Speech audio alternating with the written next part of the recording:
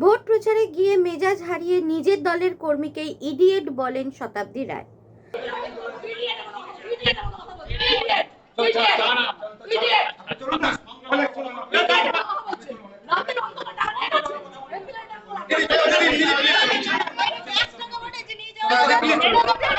বুধবার সকালে দুবরাজপুর ব্লকের হেতমপুর পঞ্চায়েত এলাকায় ভোট প্রচার সারলেন বীরভূম লোকসভা কেন্দ্রের তৃণমূল প্রার্থী শতাব্দী রায়।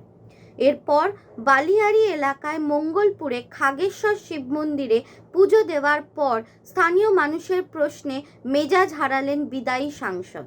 স্থানীয় সূত্রের খবর, বালিয়াড়ি এলাকায় কি উন্নয়ন হয়েছে, জলের ট্যাঙ্কের জন্য বরাদ্দ টাকা ফেরত গেল কেন, একাধিক প্রশ্নের মুখে মেজাজ হারালেন তৃণমূল প্রার্থী শতাব্দী রায়। এতটাই উত্তেজিত হয়ে পড়েন তিনি যে নিজের দলের কর্মীকেই ইডিয়েট বলেন।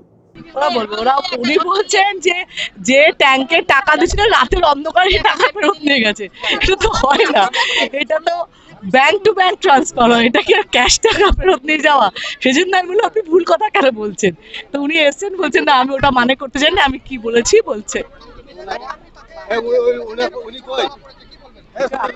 আমি ওর সাথে কথা বলবো, এটা আপনার জন্য নয়, ঠিক আছে? আপনারা দেখানোর জন্য তো আপনারা বিশাল করবেন, কিন্তু আমি ওনার সাথে কথা বলছি, উনি এসছেন আমার কাছে।